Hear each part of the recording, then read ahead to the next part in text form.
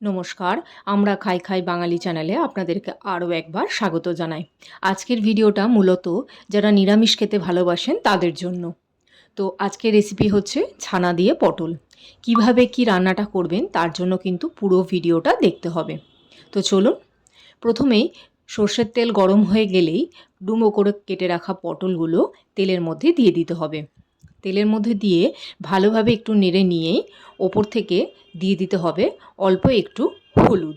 এখানে কিন্তু আমি কোনো রকম নুন প্রথমেই ব্যবহার করিনি, তাই নুন এখানে ছাড়াই হলুদ দিয়ে পটলগুলোকে ভালো করে ভেজে নিতে হবে।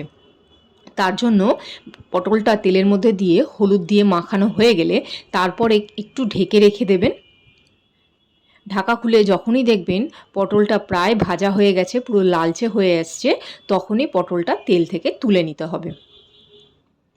এইবার ওই তেলের মধ্যেই দিয়ে দিতে হবে তেজপাতা, গোটা গরম মশলা আর আদা আর কাঁচা লঙ্কা বাটা। কাঁচা লঙ্কাটা অবশ্যই নিজেদের যে যেমন ঝাল খান সেই বুঝে দেবেন। তো আদা আর কাঁচা লঙ্কা দিয়ে ভালো করে কিন্তু নেড়ে নিতে হবে যাতে কাঁচা গন্ধটা চলে যায়। এরপরে গুঁড়ো মশলা মানে জিরে গুঁড়ো, ধনে গুঁড়ো, হলুদ আর লঙ্কা গুঁড়ো দিয়ে অল্প একটু জল দিয়ে ভালো করে কষিয়ে নিতে হবে। গুঁড়ো মশলা সেহেতু অল্প একটু জল দিতেই হবে। তারপরেই ভেজে রাখা পটলগুলো দিয়ে দিতে হবে। পটলগুলো দেয়া হয়ে গেলে খুব ভালোভাবে নেড়ে নিতে হবে মশলাগুলোর সঙ্গে। যখনই দেখবেন যে ভালোভাবে তেল বেরোতে শুরু করেছে তখনই আন্দাজ মতো নুন আর চিনি দিয়ে ভালো করে একটু নেড়ে নিয়ে জল দিয়ে দেবেন। এখানে কিন্তু খুব বেশি জল দেওয়ার প্রয়োজন নেই, কারণ পটলটা সেদ্ধ হতে হবে, যতটুকু জল দরকার ততটুকুই আমরা জল এখানে ব্যবহার করব। তো জল দেওয়া হয়ে গেলে ঢাকা দিয়ে গ্যাস কমিয়ে রাখতে হবে বেশ কিছুক্ষণ পরে ঢাকা খুলে যখন দেখবেন যে জলটা অনেকটাই টেনে গেছে আর পটলটাও সেদ্ধ হয়ে গেছে, ঠিক এরকম সময়তেই কিন্তু এবার আমরা দিয়ে দেব ঘরে তৈরি করা ছানা। এখানে আমি ছোট বাটির 1 বাটি ছানা ব্যবহার করেছি। তো ছানাটা দিয়ে খুব ভালো করে কিন্তু পটলের সঙ্গে নেড়ে নিতে হবে, যাতে ছানাটা কিন্তু কোথাও দলা হয়ে না থাকে, সমস্ত পটলের সঙ্গে যেন ছানাটা খুব ভালোভাবে মিশে যায়। তো এই রকম পর্যায়ে যখন দেখবেন যে ছানাটা বেশ ভালোভাবে মিশে গেছে, তখন 1 বাটি উষ্ণ গরম দুধ দিয়ে দিতে হবে।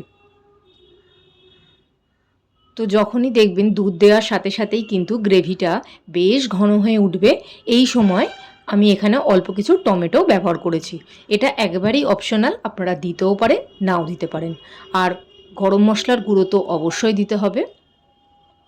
তো সব কিছু দেওয়া হয়ে গেলে এই রান্নাটা কিন্তু আমাদের রেডি। আর যদি কেউ ঘি খেতে পছন্দ করেন তাহলে ওপর থেকে দিতে পারেন, কোনো অসুবিধে নেই। দেখুন কি অপূর্ব রং এসেছে। তো কেমন লাগলো এই রেসিপিটা আমাকে অবশ্যই কিন্তু জানাবেন। যারা নিরামিষ খেতে পছন্দ করেন তাদের আশা করি এই রেসিপিটা ভীষণ ভালো লাগবে। বাড়িতে রান্না করে দেখুন এবং কমেন্টে এসে লিখুন যে কেমন লাগলো আপনাদের রান্নাটা। তো আরও অনেক ভিডিও আপনাদের জন্য নিয়ে আসতে থাকবো। আপনারা পাশে থাকুন, সাথে থাকুন এবং আমার চ্যানেলটিকে অবশ্যই সাবস্ক্রাইব করে আমার পাশে থাকুন। আমাকে আরও উৎসাহিত করুন যে আপনাদের আরও নতুন নতুন ভিডিও দিতে পারি। নমস্কার।